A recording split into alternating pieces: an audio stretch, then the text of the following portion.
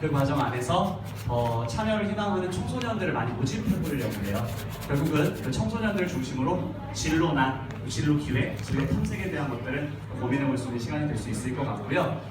이제 새해가 밝았어요. 그래서 저희가 어떤 분을 모셔볼까 하다가 좀 따뜻한 분, 여태까지 모셨던 분 따뜻하지만 더 특히 그래서 지역사회 인들과 함께 살아가시고 또 함께 하시고 이런 분 모셨고요. 오늘도 아마 즐겁고 좋은 시간이 될 것 같습니다. 자, 그러면 저를 좀 한번 집중해 주시겠습니다. 제가 사회를 보는 건 아니고요. 사회자를 소개를 해야 될 것 같습니다. 사회자 소개해드리고 사회자분이 우리 게스트분을 소개해드리도록 하겠습니다.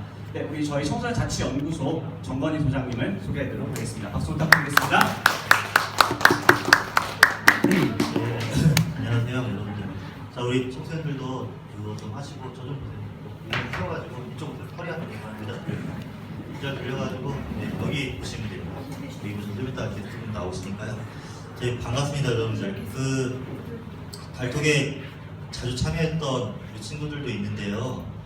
우리 그 항상 어떤 일이나 조직이나 사회를 보게 되면 코어가 있어요. 코어. 이 중심이 좀 있거든요. 무슨 말이냐면 그 중심에 따라 가지고 그 사회가 많이 바뀌어가는 것 같아요. 바뀌어가는 것 같은데 우리 사회도 정치하시는 분들 여러 가지 이야기를 많이 하지만 문제라고 이야기를 많이 하고 있잖아요. 근데 문제는 거기에 관심을 가지 않고 일반 시민들이 참여하지 않으면 우리 사회는 계속 이 모양이 되는 거죠. 제가 이 말씀을 드린 이유는 오늘 이 자리가 저희 여러분들은 어떻게 생각할지 모르겠지만 어떻게 왔는지는 잘 아는 분도 계시고 어떻게 건너오시는 분도 계시겠지만 여기 코어라고 생각을 해요. 어떤 코어냐면 그 내년 이번 연도 청소년 학생 관련 학교 관련해 가지고 자유학기제라고 또 시행이 되고요. 그리고 진로활동 관련해 가지고 청소년들에게 굉장히 중요한 활동이라고 생각을 가지고 있는데 이게 참 잘 안 되는 것 같아요. 우리 사회에서. 그리고 또 하나는 학교에서 홀랜드 검사제라든지 몇 개 척도 가지고 움직이는 것들을 다 진로 활동이라고 생각하는 경우도 되게 많더라고요. 지난번에 도 관련해서 연구 연구받아 해보니까. 그래서 실제적으로 청소년들에게 지원이 되고 삶을 좀 바꾸기도 하고 긍정적으로 성장시킬 수 있는 진로 활동이 뭘까 생각해서 만들었던 게 이거예요. 우리 안에서 여러 가지 활동들이 있는데 그래서 왜 코어라고 이야기를 했냐면 생각을 한번 해보세요. 여기 보세요. 왜 코어 활동이라고 말씀을 드렸냐면 잘 생각을 한번 해보셔야 돼요. 저희가 여기서만 좀 이따 박근 대표님 소개시켜 드릴 텐데 나와서 설명하고 발표하는 내용들이 여기서 끝나는 게 아니고 영상으로 촬영도 되고요. 기록으로 남기도 돼요. 남아가지고 그냥 넘어가는 문제가 아니에요. 그래서 강 목사님께서 발표하시는 내용들이 저희가 잘 기록을 할 거고 이 기록한 내용들을 사회에 소통시키고 또 목사님이나 지금까지 참여했던 분들이 다 청소년들 도와주겠다고 했거든요. 그래서 원하는 시간에 따로 만나는 것도 지속적으로 네트워크를 만들어 보려고 해요. 온라인이나 오프라인이나 모든 것들.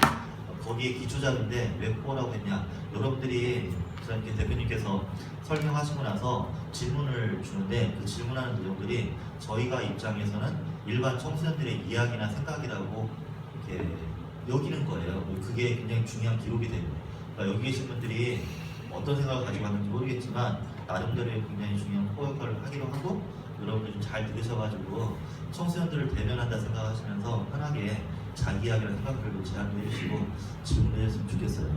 이해되시죠? 무슨 말씀인지. 편하다는 말을 제가 자꾸 많이 하는데 불편하진 않을 거예요. 제가 하기 때문에. 어쨌거나 지금 가지고 그리고 우리 제가 소개를 해드릴게요. 박근서 대표님이신데요. 착한 동네라고 해서 저쪽 어디 학교 여상 맞죠? 네, 지곡초등학교. 네, 지곡초등학교랑 여상 그 근처에 착한 길 카페를 운영하세요. 교회도 하시고. 근데 거기에서 지역의 어른들, 청소년들, 어린이들 만나면서 지역사회를 정말 착하고 긍정적으로 만들어 보려고 굉장히 다양한 많은 활동을 하고 계세요. 저희 건너 페이스북도 친구잖아요. 제가 29살이니까 친구인데 페이스북 친구분이거든요. 근데 어떻게 알게 된 이승원 관장이라고 되게 좋아하는 후배인데요. 주바다에 되게 좋아하는 분이거든요. 근데 그분이 부산에 오셨다가 연락이 왔어요. 왔는데 거기 원래 신학했던 분인데 정말 좋은 분이라고 만나보기로 하고 거꾸로 부담분이 이렇게 입어가지고 알고 보니까 지역에서 너무 열정적으로 지역사회에 밝히려고 노력을 하시는 분이더라고요. 그리고 또 교회 목사님이 하신데 교회 종교적인 내용들하고 좀 차원이 다르세요. 만나서 지역사회를 어떻게 사람들을 섬기고 관계하고 소통시키면서 사회적 관계변의 내용들을 좋게 하는지 뭐 그런 고민도 있고, 저 마을 공동체 쪽에 관심이 많은 사람이어가지고 굉장히 관심이 많았거든요. 근데 또 다른 차원에서 일단 청소년들 관점이 진로 문제 이야기 나눈 자리이기 때문에 여러분들이 앞으로 어떤 삶을 어떻게 살지 잘 모르겠지만 여러분 사는 삶의 공간들을 어떻게 설계하고 어떻게 하냐에 따라 가지고 정말 질적인 다른 사회적인 삶이 만들어지게 되거든요. 진짜 행복이 무엇인지 궁금하고 그런 고민하는 시간이 그 기존에 지금까지 5회까지 진행했던 내용하고 오늘은 조금 차원이 다를 것 같아요. 앞에 우리 오성호 국장님이 첫 회기 때문에 오늘 섭외했다고 말씀드렸는데 하여튼 생각을 좀 깊이 한번 해보시면서 마을이 무엇인지 우리 삶이 잘 사는 게 진짜 삶이 무엇인지 내가 진로를 선택하는데 어떤 삶의 가치나 내용들을 가지고 선택을 해야 하는지 그런 귀한 시간이 될 거라고 저는 확신하고 있습니다. 자, 바로 우리 박훈석 대표님 소개하겠습니다. 따뜻한 박수로 환영해 주시기 바랍니다. 안녕하세요. 반갑습니다. 네, 착한 동네 대표인 박훈석 대표입니다. 여러분 초대해 주셔서 감사드리고요. 이렇게 환영해 또 오늘 여러분을 만난다고 해서 사실 너무 긴장이 많이 됐어요. 그래서 점심을 불이나게 먹고 정갈하게 준비하고 가야겠다고 급히 먹다 보니까 입천 정도 되고 동시에 안에 있는 입에 있는 살을 깨물어 가지고 바람이 좀 셀 수도 있습니다. 오늘 여러분들과 함께 제가 마음속에 품고 있던 청소년 때의 꿈 그리고 지금 자라나서 어른이 되었을 때의 꿈, 그 꿈이 얼마만큼 소중한 것인지 여러분들한테 소개하고 같이 이야기 나눴으면 좋겠습니다. 여기에서 해야 되나요? 편한 대로 하시면 돼요. 제가 실수할까봐 커닝 페이퍼도 가져왔어요. 그거 앞에 사용하시면 됩니다. 잠시 여러분들에게 제가 어렸을 때 들었던 요즘 응답하라 시리즈 1988 때문에 옛날 노래들을 많이 듣게 되는데 이 노래 한번 좀 들어보고 제가 내는 문제 하나 맞춰보겠어요. 여러분들은 무슨 단지입니다. 무슨 단지. 노래 가사 속에 그 답이 있는데 한번 찾아보시기 바랍니다. 부탁드릴게요.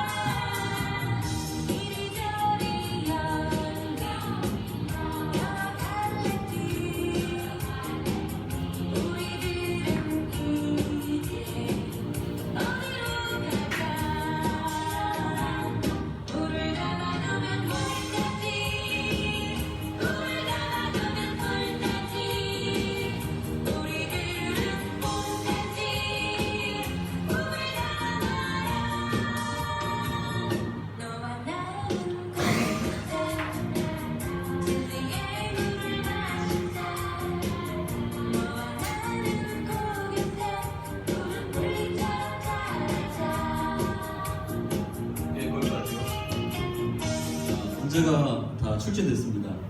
자, 이 노래 가사 중에 너와 나는 하면서 무슨 단지라고 소개가 됐어요. 혹시 답 맞출 수 있는 분? 그럼 제 착한 동네에서 제가 미리네 걸었습니다. 이쪽이 제일 먼저 손거든 것 같아요. 예. 예? 한 번에 기회를 더 드릴게요.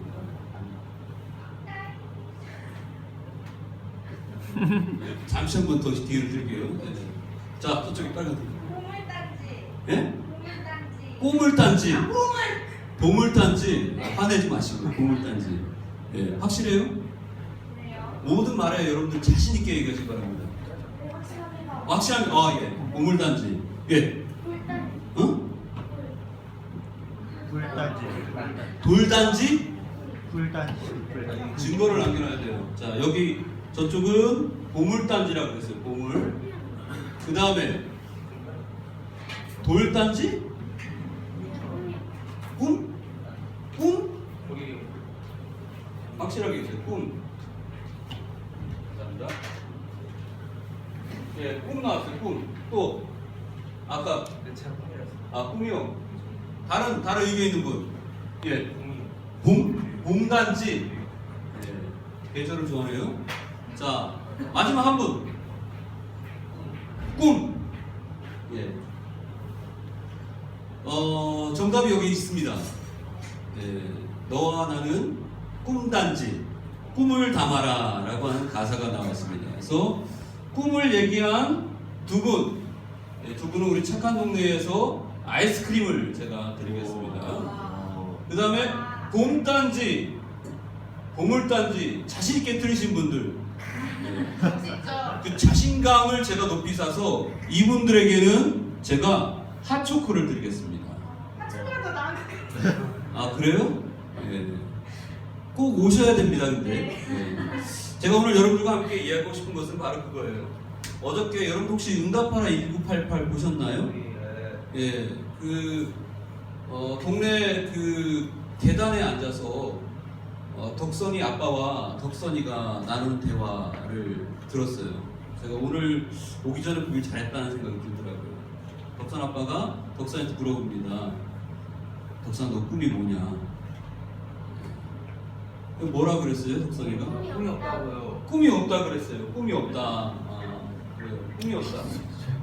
그 말을 들으니까 아빠인 덕선 아빠가 그냥 그 상황을 그래 아직 뭐 없어도 된다 뭐 이렇게 얘기를 했죠. 오늘 저는 그래서 여러분들과 같이 꿈 얘기를 좀 해볼까 합니다. 우리가 꿈에 대한 이야기를 할 때에 대부분 어른들이 던지는 질문들을 우리 자녀들이 받으면은 많이 좀 고민을 하게 됩니다. 가령 여기 놈들 다 한번 들어봤을 거예요. 명절 때나 오랜만에 어른들 만나게 되면 요즘 공부 잘하냐? 제일 듣기 싫은 문제. 예. 그 다음에 또 듣기 싫은 질문 중에 하나가 네 꿈이 뭐냐 이거예요. 너무 좋은 말인데도 불구하고 그 질문을 들으면 참 부담이 되고 듣기 싫다는 거예요. 왜? 덕선이처럼 대답을 하는 것을 하고 싶어 하지 않거든요. 또 그렇게 대답하면은 덕선 아빠는 넘어가긴 했지만 어른들은 야 그것도 아직도 그런 것도 못 정했냐 왜 이렇게 하면서 핀잔을 주죠. 그럼 뭐라고 해야 돼요?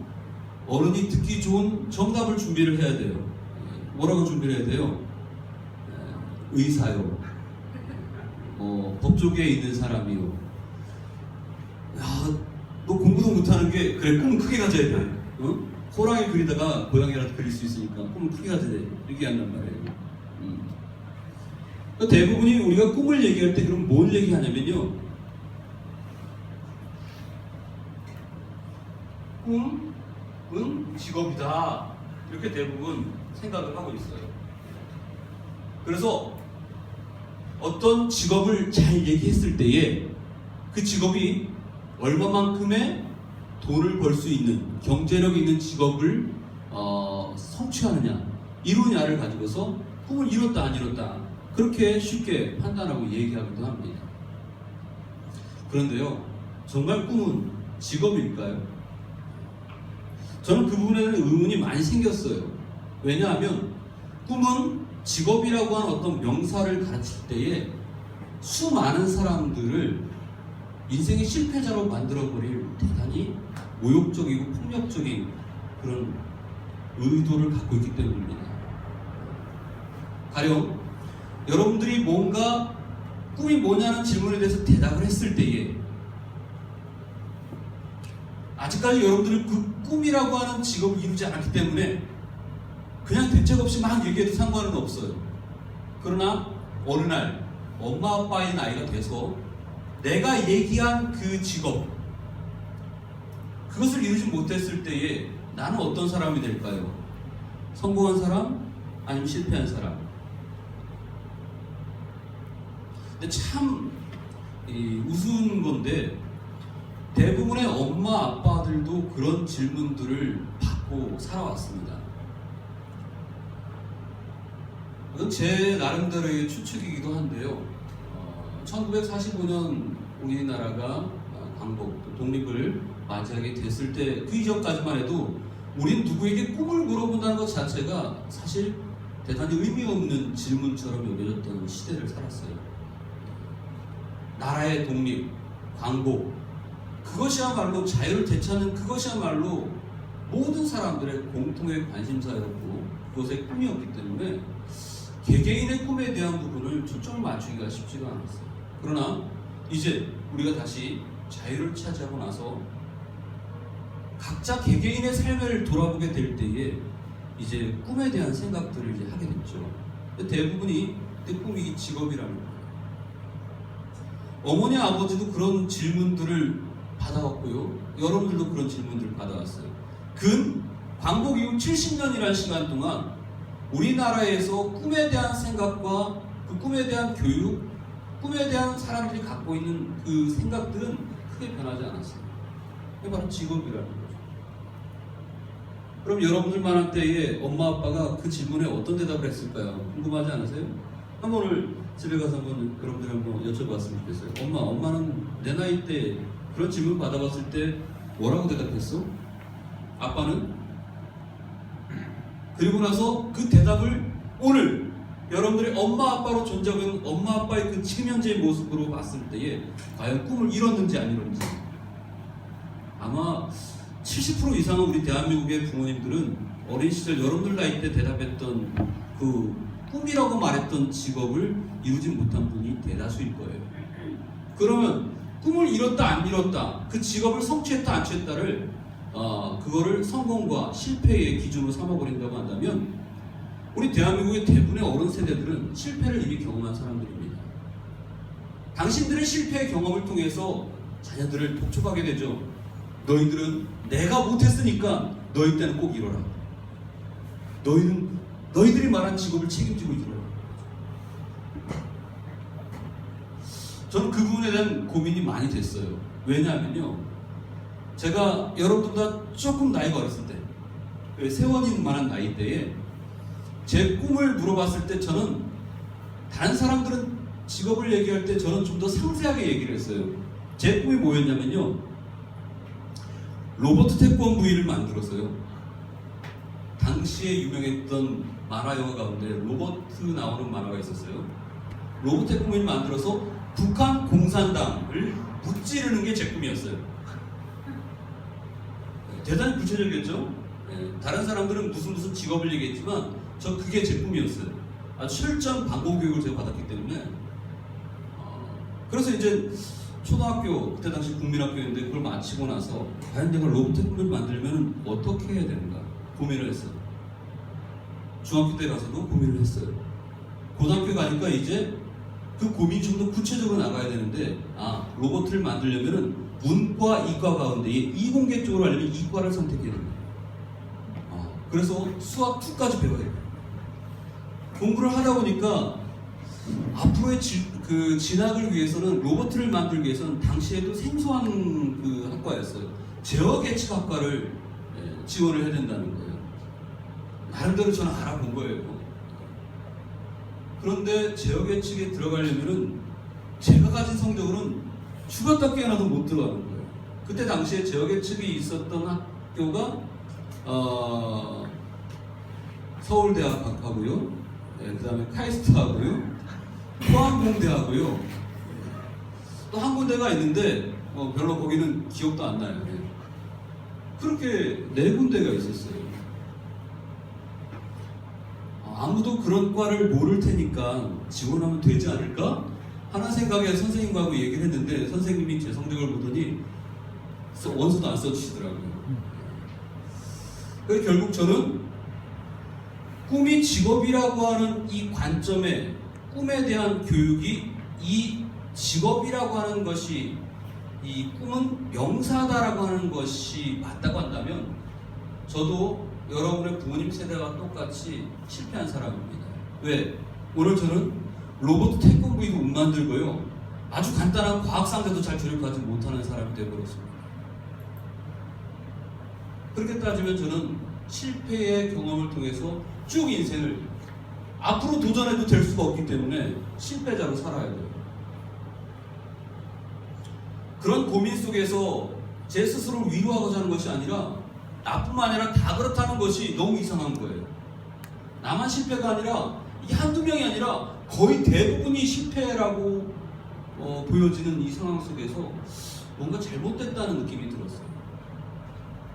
그래서 제가 생각한 것이 뭐냐면 꿈은 직업이라고 하는 명사가 아니라 꿈은 어떻게 어떤 모습으로 살아가야 한다라고 하는 동사를 취하는 것이라고 하는 결론을 갖게 됐어요. 내가 원하는 로봇의 꿈을 만드는 과학자가 되지 않았어도 인생을 포기할 수 없잖아요. 그럼 남은 인생을 어떻게 살 것인가?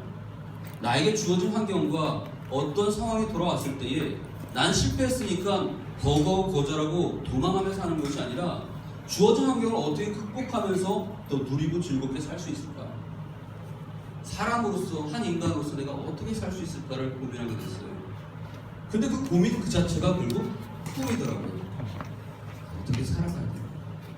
그래서 저는 꿈은 꿈꾼다라고 하는 말보다는 꿈 얘기를 할 때는 꿈한다 라고 하는 말을 하고 싶었어요. 그래서 저는 오늘 키워드를 몇 개 가져왔는데 이걸 먼저 보여드렸어야 했는데, 여러분, 제가 오늘 첫 번째로 얘기하고 싶은 건 바로 이거예요.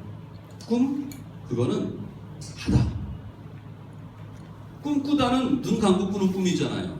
근데 우리 현실에서도 너 무슨 꿈 꾸냐? 무슨 꿈 갖고 있냐? 라고 물어본단 말이에요. 근데 그거는 명사로 대답하기가 쉬워요. 근데 그 명사는 자칫하면 치명적으로 우리가 감당할 수 없는, 우리 스스로를 실패자로 몰아갈 수 있는 그런 선택이 될 수 있다는 거죠. 꿈은 뭐뭐를 하다, 어떻게 살다라고 하는 동사여야 된다라고 저는 생각을 하게 됐어요. 그래서 오늘 여러분들에게 얘기하고 싶었던 것 중에 하나가 바로 오늘 우리가 살아가면서 꿈을 꾸는 사람이 아니라 꿈을 하는 사람, 꿈을 이루고 꿈을 사는 사람으로 어떻게 살 것인가에 대한 생각들을 갖게 됐습니다. 두 번째 여러분들한테 보여주고 싶은 키워드가 있습니다. 바로 그거는 읽어볼까요? 살림이라고 하는 거예요. 살림. 여러분, 살림살이는 누가 하죠? 예? 아내가 있어요? 엄마. 예. 또 누가 하나요? 살림살이? 누나? 누나가 하기도 하고요. 부모님이 안 계시는 가정 같은 경우에는 그 가정에 부양하는 책임자, 소년소녀 가장이 될 수도 있고요, 할아버지 할머니가 될 수도 있고요. 누군가 그런 살림살이를 하게 되죠. 그런데요, 제가 찬찬히 생각해 보니까 이 살림이라고 하는 것이 대단히 재미있는 말이더라고요. 과거에 우리가 아주 인간이 도구를 많이 개발하고 지금처럼 과학능력이 발달되지 않았던 시절에는 이 살림이라는 것은 결국 한 사람으로서, 가족으로서, 부족으로서, 공동체로서 생존에 관한 문제였어요. 과일을 따서 채집을 한다든가, 가다가 보니까 쑥쑥 나온 풀 같은 거, 이런 것들을 캐가지고 먹는다든가, 저기 토끼가 뛰어다니면 토끼를 붙잡아가지고 그거를 구워서 먹는다든가, 이런 먹고 사는 것에 관한 문제, 이 모든 틀어진 그 활동들, 생존에 관한 활동들을 살림이라고 얘기를 했단 말이에요. 그런데 이런 것이 이제 점점 부계 사회로 돌아오고 어떤 더 복잡한 사회를 우리가 살다 보니까 역할이 분담이 되어지면서 가사 노동에 해당되는 부분들, 결국 가족이 먹고 사는 생존에 관한 부분이에요. 근데 그것도 그 부분들 가사를 뚝 떨어뜨려 놔서 살림살이로 그렇게 이야기를 하게 됐다는 거죠.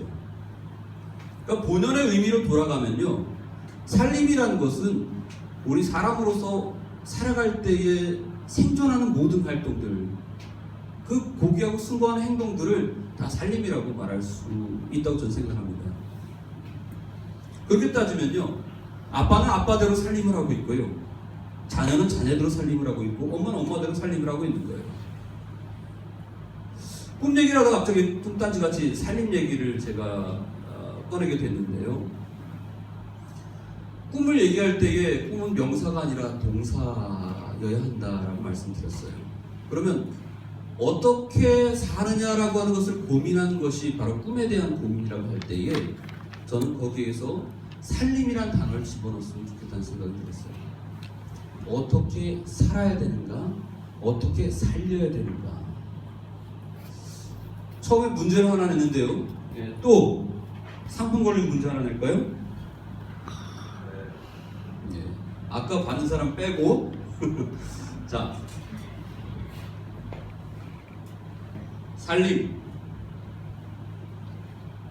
이 살림의 반대말 한번 얘기해 봅시다. 살림의 반대말. 잘 생각하고 있게요. 잘 생각하고. 기회는 한 번입니다. 자, 준비됐어요?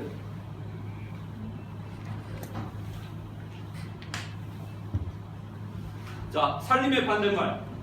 자, 손 들어보세요. 살림. 살림 반대말. 없어요?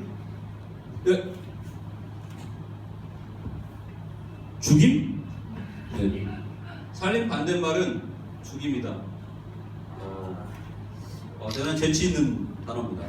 또 다른 분. 죽음? 죽음. 나 아까 했지? 오케이. 무효. 죽음. 죽음도 나왔어요. 다른 분이 또 죽음이라고 하실 거면 하지 마시고. 예. 또 없습니까? 자, 그러면은 뭐 딱히 정답이라고 말하기보다는 제가 의도한 답을 얘기해 주신 분에게 그럼 상품을 드리겠네요. 알겠다. 살림의 반대말은 죽임이다. 전 그렇게 생각을 해요. 그래서 우리 건 기자님, 예, 뭘 드릴까요? 아이스크림 핫초코 둘 중에 하나. 네? 핫초코, 예, 핫초코. 예. 대답을 잘 해주셨어요. 저는 살림의 반대말은 죽임이라고 우리가 쉽게 생각할 수 있잖아요. 그러면 살리는 사람도 있고 죽이는 사람도 있다는 얘기예요. 길 가다 보면은 우리가 저 사람 죽인다 이런 얘기 하잖아요. 뭔가 그 사람의 보여진 자태나 어떤 영향이 나에게 어떤 죽임으로 다가온다는 거죠. 그러니까 우리가 말을 잘 가려서 해야 돼요. 왜 자기 스스로를 그걸 보고서 죽인다 그래요? 살아야죠. 야, 살겠다. 그래야죠. 우리의 말 하나가 생각을 바꿉니다. 안타까운 얘기긴 합니다만, 우리나라가 세계경제협력기구인 OECD 가입 국가 가운데서 불명예스러운 여러 가지 항목들을 1위를 하고 있잖아요. 그 가운데 하나가 바로 자살률입니다. 자살률. 이게 10년간 변하지 않은 1위를 저희가 계속 유지하고 있습니다. 이거 빨리 바뀌었으면 좋겠다는 생각이 들어요.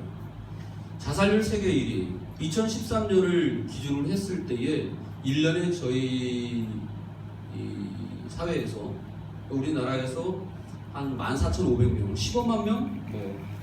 들쑥날쑥합니다. 2015년 이쯤 돼서 한 16만 명 얘기하는 데도 있고요. 그 통계치가 정확한 숫자라고 말할 수는 없지만은 하여간 적지 않은 수입니다. 1위잖아요. 그 많은 사람들이 스스로 목숨을 끊고 있다는 참 비극적인 사실입니다. 여러분들 체감하지 않을 수 있는 얘기예요. 1위라니까 별로 느낌이 안 오죠. 저도 그랬어요. 저 어렸을 때만 해도요, 이혼? 이거는 제 주변에서는 찾아볼 수 없는 드라마에만 나오는 이야기였어요. 단골로 나오는 게 있잖아요. 불치병, 암. 드라마 주인공들만 그렇게 걸린 줄 알았다고. 지금 어른이 된 지금 보니까 그때 그 드라마 스토리가 오늘 제가 사는 주변에서 이루어지는 일이더라고요. 자살률 세계 1위, 1년에 14,000여 명이, 14,500, 15,000여 명이 죽고 있다는 이 사실은 우리 피부에 와닿지 않죠. 왜? 우리 주변에 그렇게 보지 못한 게 많이 있잖아요. 근데 제가 피부에 와닿는 그런 그 블로그에서 그 자살률에 관한 부분을 어떤 사람이 친절하게 소개한 그 내용을 보고서 깜짝 놀랐습니다. 제가 페이스북에도 올렸는데,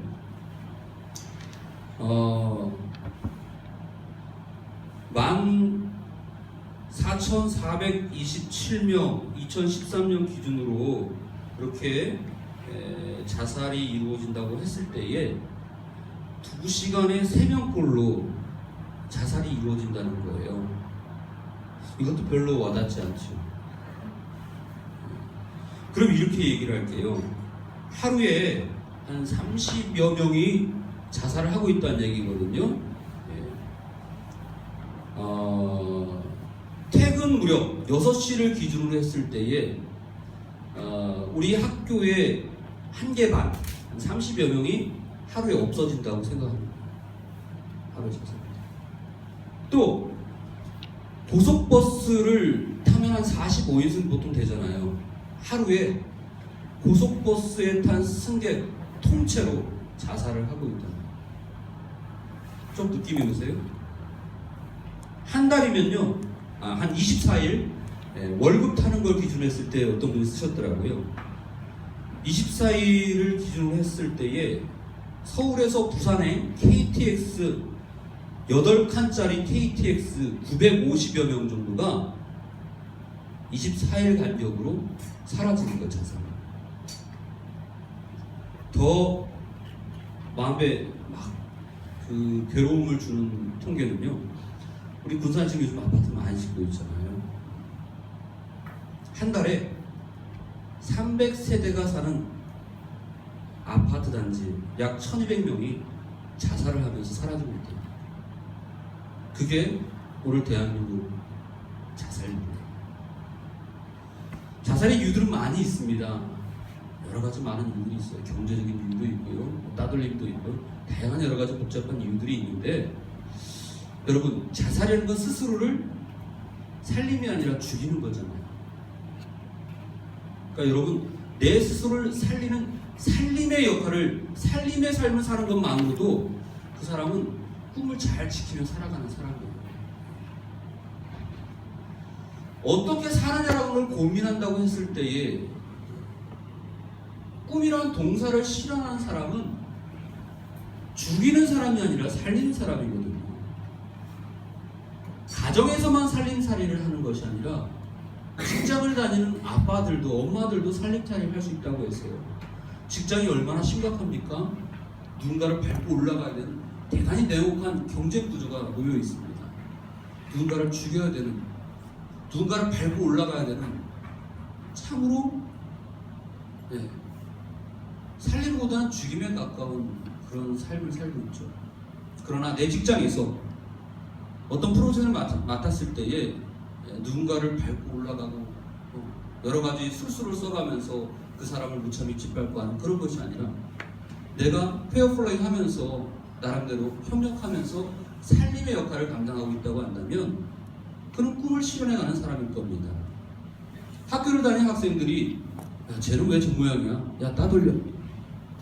그 아이의 기를 죽이고 죽인다는 거잖아요. 살림이 아니잖아요. 따돌리고 못 살게 굴고 자꾸만 배척하는 어떤 그런 모습들을 하게 될 때에 나는 살림의 사람이 아니라 죽임의 사람이 되는 거죠. 그러니까 우리 모두가 내가 어떤 직업을 선택해서 그걸 이뤘다고 해서만 살림이 아니라 오늘 우리가 주어져 있는 처지, 상황 속에서도 끊임없이 살림의 삶을 살고 있는 사람으로 우리는 선택할 수 있다는 거예요. 그래서 저는 여러분들이 그래서 내가 꿈을 명사로 생각하지 않고 살림을 하는 동사로 꿈을 기억하면서 살아가는 분들이 됐으면 좋겠어요. 저는 끊임없이 저에게 스스로 자꾸만 주문을 합니다. 너는 실패자가 아니야. 너는 지금 꿈을 이루어 가고 있는 사람이야. 너는 지금 너만 배부르게 사는 것이 아니라 누군가를 살리는 사람으로 살고 있어. 끊임없이 저에게 그렇게 얘기를 합니다. 그것이 제가 제 스스로의 인생을 실패한 인생으로 낙인 지우지 않고 살아가는 법이라고 생각하기 때문에 저를 사랑하다 보니 타인을 살리는, 타인을 사랑하는 사람이 되어가고 있습니다. 여러분, 우리가 쓰는 말들 가운데에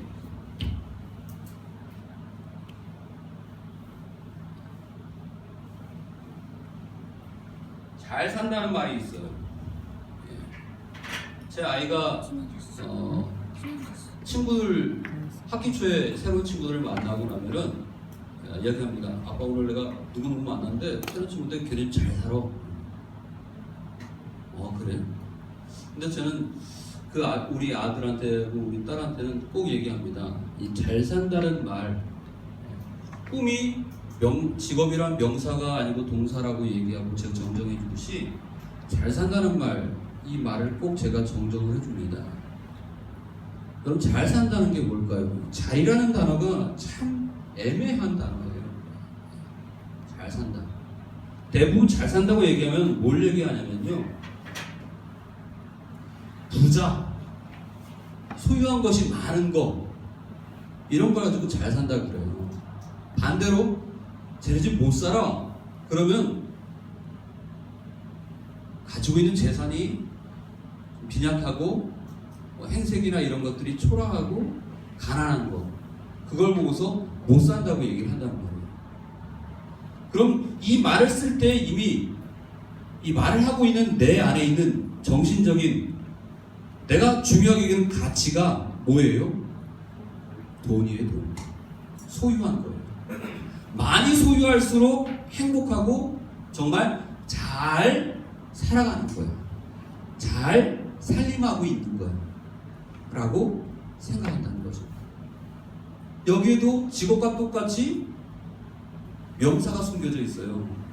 명사에 집착하다 보니까 우리가 잘 산다라고 하는 이 좋은 말이 돈, 경제력, 이걸 소유해야지만 행복한 것으로 우리 스스로가 자꾸만 자기 최면을 걸고 있는 거예요. 자, 살림 얘기하면서 제가 세 번째 키워드를 이제 얘기합니다.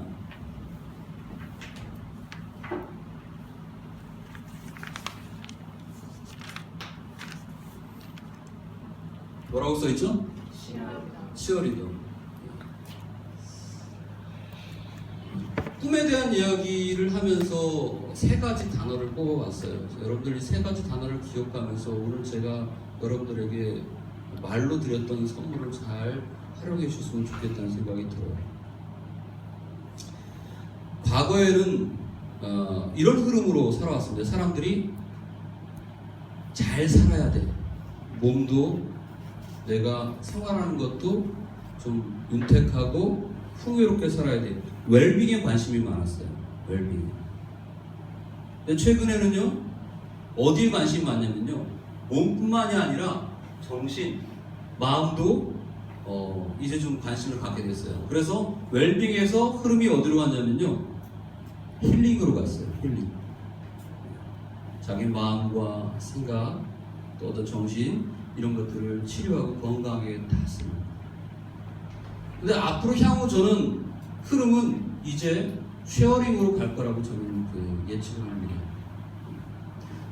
한 사람의 인간으로서 살아갈 때에 이 모든 게 수순이고 단계일 수도 있겠지만은 궁극적으로 사람은 자기 본연의 행복을 찾기 위해서 노력하고 애쓰고 수고하는데 그 첫 번째가 웰빙이었다고 한다면 웰빙만으로 만족하지 못해서 힐링으로 갔거든요. 힐링에서 만족하지 못하는 시기가 지금 막 왔어요. 그래서 사람들이 너도 날 것 없이 이제 쉐어링 쪽으로 지금 사람들이 눈을 돌리기 시작했습니다. 기업들도 마찬가지고요, 다른 단체들도 마찬가지고, 어떤 이슈와 목적을 가지고 설립되어져 있는 시민 단체들조차도 자신들의 고유한 목적으로 설립되어진 의도가 있음에도 불구하고 쉐어링에 대한 부분을 같이 연구하고 고민해가고 있습니다. 그것뿐만 아니라 개인들도 그렇다는 거죠. 저는 그래서 여러분들이 꿈에 대한 생각들을 할 때에 첫 번째가 이거고, 두 번째가 이거라고 한다면 세 번째는 바로 나눔을 잘 실천해 가는 사람이 되면 좋겠다는 생각을 여러분들한테 권면해 드립니다. 우리가 사는 사회는 대부분 이런 구조에서 경쟁을 하고 시작합니다. 모든 출발선이 이렇게 되어 있어요. 그래서 누구나 할 것 없이 준비 땅 하면은 막 달리는 거예요. 그래서 어느 코인점에 돌아오면은 1등, 2등 순위를 가리죠. 이거예요. 그래서 순위가 정해져 있기 때문에 이 동일한 출발선상에서 더 빨리 출발하려고 다리를 걸기도 하고 더 빨리 도착하려고 넘어뜨리기도 하고 더 빨리 도착하려고 편법을 쓰기도 하고 그러잖아요. 그런데 이 쉐어링, 나눔이라고 하는 그런 생각을 가지고서 내 꿈을 변환해 갈 때에 우린 출발선이 꼭 직선일 필요가 있나 하는 생각으로 한번 질문을 던져볼 필요가 있어요. 지구는 둥그니까 우리 모두가 이렇게 둥그렇게 꽃딱도 있고 둥그렇게 있다고 했을 때에 각자가 자기가 원하고 자기가 희망하고 자기가 정말 살아가고 싶어하는 방향, 나는 이런 쪽 부분에서 좀 살림을 하고 싶어, 난 이런 쪽 부분에서 이렇게 살아가는 꿈을 하는 일, 꿈 사는 일을 하고 싶어 라고 할 때 각자의 출발선이 다를 수가 있잖아요. 이거는 트랙이 없어요. 라인이 없어요. 모두가 자기가 원하는 속도에 자기의 방향으로 달려가면 되는 거예요. 그리고 서로의 방향을 존중해 주면서 응원해 주는 거예요. 저는 진정한 꿈을 가지고 살아가기를 원하는 사람은 살림의 역할을 함에 있어서 누군가를 죽이고 경쟁하며 하는 그런 발상을 떠나서 응원해 주는 사람, 전 나눔이야말로 가장 훌륭한 응원이라고 생각해요. 나눔은 응원이다. 모든 사람이 경쟁하는 선수로서의 스타일로 살아왔다면 이제는 치어리더의 스타일로 살아갔으면 참 좋겠다는 생각을 가져요. 사회를 이끌어간 사람들을 지도층, 지도자를 영어로 뭐라고 해요? 리더라고 얘기합니다. 리더도 그냥 리더가 아니라 이제 사회에서 원하는 리더는 어떤 리더? 그전엔 독보적인 존재로 영웅이 되어야 되고요. 고집스러운 어떤 자기 어떤 그 카리스마를 가지고 사람들을 붙잡아서 끌고 가는 사람이었어요. 그런데요, 이제는 기업들도 그렇지 않아요. 협력의 리더십, 섬김의 리더십, 나눔의 리더십, 이런 얘기를 한단 말이에요. 그 리더가 뭐예요? 치어리더, 응원하는 리더십. 자, 꿈 얘기를 이제 정리하고 마칠까 합니다. 15분을 얘기해가지고 상당히 고민을 많이 했는데 더 하셔도 된다고 해가지고 여한 없이 하다가 보니까 순서가 막 뒤죽박죽 됐습니다. 여러분, 요즘 많이 떠오르는 사회적 키워드 중에 하나가 적정기술이라고 하는 단어가 있어요. 한번 기회 되면 찾아보시기 바랍니다. 그냥 단순한 아이디어가 아니라 큰 비용을 지불하는 꼭 저소득 국가나 어려운 사람들이 이 기술을 함께 활용하여서 쓸 수 있는 그런 아이디어, 적정기술 또는 공유경제. 그동안은 소유만 가지고 있어야지 잘 산다고 생각했는데 소유에서 이 소유를 어떻게 잘 나눌 것인가까지를 고민하면서 경제활동하는 거예요. 공유경제, 사회적 기업, 협동조합 뭐 이런 것들이 지금 많이 뜨고 있거든요.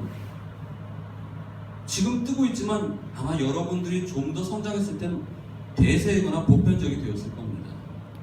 준비한 사람들이 근데 아무래도 더 영향력 있는 자리에서 그런 일들을 해나가겠죠. 세상은 분명 우리가 붙잡으려고 해도 붙잡을 수 없을 만큼 바뀌어질 겁니다. 이 바뀌어지는 세상 속에서 저는 여러분들에게 꿈이 곧 직업이다라고 하는 도식을 갖고 오늘 이 자리에 섰다고 한다면 사실 할 말이 없어요. 저 스스로도 실패자였지만 제가 여러분들에게 소개할 직업은 저는 착한 동네라고 하는 그 복합문화 공간에서 기부 카페라고 하는 카페를 운영하는 찻집 사장이에요. 카페 사장이에요. 또 그 안에 지역사회를 위해서 함께 배워서 남주자는 취지의 책 읽으면 뭐예요? 책대로 살아보자 하는 책사람, 사람책 만들기 활동을 하기 위해서 만든 도서관을 운영하고 있는 무지개 작은 도서관의 관장이에요. 그리고 아까 소개했지만 행복한 교회를 담당하고 있는 목사예요.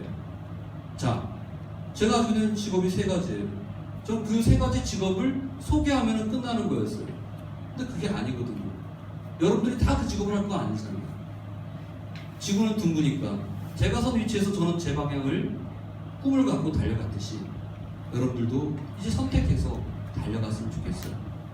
꿈은 직업 진로 교육이 아니라 꿈은 내 삶에 내가 어떻게 살림을 하면서 살아가느냐라고 하는 자기 선택에서 다시 재다짐이 필요하다고 생각합니다. 제가 최근에 본 글 가운데에 서울 그린치과라고 하는 곳에 강 원장님인가 성을 제 기억 못하는데 그 성함을 그분은 치과를 운영하시는데 꿈이 의사였단 말이에요. 직업을 잃었어요. 그럼 성공한 거잖아요. 근데 의사가 되면 끝인 줄 알았더니 끝이 아니에요. 대부분 직업을 이루면 끝이라고 생각을 하기 때문에 문제가 생기는 거예요. 난 정치인이 될 거야. 국회의원 됐어요. 그럼 그 사람 꿈을 이룬 사람이라 남들은 생각을 존경하겠죠? 그러나 잘 산다라고 할 때에 과연 그 사람이 어떻게 잘 사는지를 물어봐야 돼요. 난 국회의원 됐으니까 그동안 쓰다 본 정치 선거하기 위한 돈들도 있고 그러니까 이제 돈을 많이 긁어 모으는 일들을 하는 거예요. 표를 받았으니까 표 받은 유권자들에게 나름대로 립서비스 하면서도 자기의 재산과 자기의 유익을 위해서 취하는 여러 가지 행동을 하는 거예요. 그럼 그 사람은 살림하는 사람일까요? 죽임하는 사람일까요? 둘 중에 하나 물어본다면 많은 사람을 죽이는 사람이에요. 의사가 됐어요. 의사가 되면 뭐예요? 더 많은 수당을 챙기기 위해서 불필요한 시술들을 해가고 그냥 멀쩡한 사람들을 더 돈을 내기 위해서 돈이 없는 사람들은 치료하자고 내쫓고 잘 사는 거예요? 돈 많아요. 소유 가치로 따지면 잘 사는 거예요. 왜? 돈을 더 많이 모으는 거니까 그런 행동이. 그러나 살림이라는 가치로 봤을 때 우리가 얘기했던 꿈에 대한 그런 내용으로 봤을 때 그 사람은 살림보다는 죽임에 가까운 사람이죠. 오늘 여러분들은 누군가가 다시 한번 물어볼 겁니다. 너 나중에 뭐 될래? 꿈이 뭐니? 이 말을 바꿔 얘기하면 너 뭐 먹고 살래거든요. 그게 바로 꿈은 직업이라고 하는 도식이에요. 뭐 먹고 살래? 뭐 먹고 사는 게 중요한 게 아니라 넌 어떻게 살래?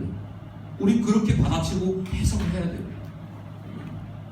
그게 바로 앞으로 여러분들의 꿈이 대한민국의 꿈이고 이 세계의 꿈 아닙니까?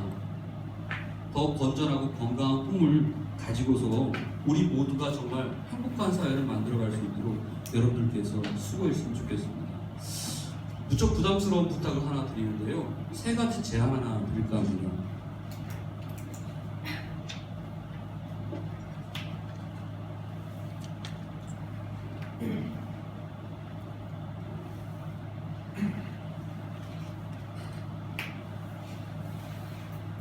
이건 작은 실천이라고 생각하기 때문에 여러분들한테 말씀을 드리는 거예요. 저도 스스로에게 이런 실험들을 통해서 자꾸만 내가 가지고 있던 과거의 꿈은 이런 거다라고 했던 고정관념들을 깨뜨리려고 노력을 했거든요. 첫 번째 제안입니다. 바로 그거는 나에게 주어지는 모든 상황들, 보여지는 현상들, 사건들, 만남들, 대화들 속에서 질문들을 많이 만들어 가신 여러분이 되면 좋겠습니다. 왜? Why? 이거 하면 안 되겠죠? 와이파이. 왜를 물어보는, 무엇을 해야 되는지 물어보고, 스스로에게 질문해보고, 타인에게 질문해보고. 학교에서 질문 안 하잖아요. 질문하면은 시간 늦어진다고 눈치 주고, 질문하면은 그것도 모르냐고 핀잔 받을까봐 창피해서 질문 안 하고. 그러면서 내 생각을 삶이 아니라 죽임으로 스스로 만들어가고 있는 거예요. 우리가 자살하고 안 하고는 현상으로 나타나는 거지, 우린 이미 우리 스스로를 살리고 있나 죽이고 있는가 늘 질문해 볼 때에, 질문하는 사람은 사는 사람이고요, 질문이 없는 사람은 죽는 사람. 가만히 있으면 안 됩니다. 자신과 타인에게 끊임없이 질문할 수 있는, 의문을 던져보는 여러분들은 이 연습을 여러분들 꼭 하셨으면 좋겠고요. 두 번째 제안은요, 익숙한 것에서 좀 떠나는 분이 됐으면 좋겠습니다. 익숙한 곳에서 떠나라. 특히 청소년 시기는요, 습관 형성의 시기입니다. 여러분들이 지금 하고 있는 일상에 있는 모든 반복적인 일들은 그 습관이 될 거예요. 근데 이 습관이 거의 평생을 갑니다. 그러기에 지금 하고 있는 이미 당연하게 여겨지는 생활에 익숙한 것들을 한 번쯤 뒤집어서 떠나보는, 바꿔보는 그런 여러분들이 되면 좋겠어요. 좀 더 구체적으로 저는 이걸 하기 위해서 어떤 실험을 했냐면요. 칫솔에다가 치약을 짤 때에 그전에는 칫솔 그 위에 있는 치모 부분에다가 다 짰거든요. 3분의 1만 짜는 연습을 했어요. 납득이 안 가죠? 뭔가 좀 바꿔보고 싶었던 거예요. 껌을 씹잖아요. 그러면 껌을 왜 씹을 때 껌 포장되어 있는 그 한 개를 다 넣어야 될까요? 반절 먹고 반절 접어서 다음에 먹어도 되잖아요. 나눠서 먹어도 되잖아요. 할부로 먹어도 되잖아요. 뭔가 좀 익숙하다고 생각되는 것을 이렇게 좀 바꾸는 실험해 보니까요. 생각이 많아지고 아이디어도 떠오르더라고요. 이렇게 보면 용서하고 들으십시오. 화장실에서 저는 화장지를 쓸 때에 코 푸는 거는 2칸, 용변을 정리하는 것은 3칸. 나름 그렇게 다시 정했어요. 그전에는요. 그래서 뚝 떨어지는 만큼 그렇게 썼죠. 그런데 그렇게 조금씩 바꾸니까요. 뭔가 좀 달라지는 것 같아요. 내가 절약하는 것 같기도 하고요. 환경에 대한 생각도 하는 것 같고요. 이렇게 좀 여러 가지 다양한 방법들이 떠오르더라고요. 요즘 제가 이웃들의 폐품을 수집해서 고물을 팔아서 보물로 만드는 그런 걸 또 하고 있고요. 다양한 일들을 이 실험 연습을 통해서 바꿔져 가고 있습니다. 올해는 폐건전지를 한번 모아볼까. 3번째, 마지막 제안인데요. 여러분들이 지금 생활하고 있는 이 시간들 속에서 기억, 청소년기의 흔적이 남길 만하게 노셨으면 좋겠어요. 대부분 뭐해? 놀아. 이렇게 얘기하는데 제가 보는 관점으로 볼 땐 노는 게 아니에요. 뭐하고 놀았어? 그러면 남는 게 없어요. 기억이 안 남아요. 어른들은 제대로 놀라고 얘기도 하시는데 좀 제대로 노셨으면 좋겠어요. 그건 뭐냐? 기억이 남게 노는 거예요. 기억이. 우리 모든 시간들 속에서 인생이 쭉 살아온 시간들 속에서 결국 우리가 돌아보면은 남는 건 기억이거든요. 근데 무수하게 더 많은 시간들은 기억하지 못하고 다 사라져버려요. 그 시간들도 나한테 소중했던 내 생명이었던 시간입니다. 그러기에 좀 놀 때도 기록도 남기고 사진도 남기고 그러도 좋지만 내 기억 속에, 내 마음 속에 나만 가는 것이 아니라 같이 누군가 공유할 수 있는, 그때 맞아, 너 그때 그랬었어, 우리 그랬었지. 이건 평생 잊지 못해요. 내가 기억 상실증에 걸려 누군가 기억하고 있다면 이건 없어지는 게 아닙니다. 그런 함께 남길 수 있는 흔적, 그런 기억들을 제대로 가질 수 있는 노는 시간들을 좀 잘 보내셨으면 좋겠습니다. 그렇게 해서 이게 단순한 실험이고 연습인 것 같지만 저는 이게 제가 오늘 쭉 얘기했던 꿈이라는 것은 뭐뭐하다라고 하는 동사이고, 그거는 어떻게 죽이는 것이 아니라 살림을 하며 살 것인가, 그것은 나만이 아니라 누군가를 같이 배려할 수 있는 치어리더의 삶을 사는 것이다 라고 하는, 결국 꿈에 관한 이야기지만 거기에 대한 몇 가지들을 잘 이뤄갈 수 있는 제 나름대로의 살아왔던 방식이었다는 것을 소개해드리고 여기서 인사를 마칠까 합니다. 감사합니다.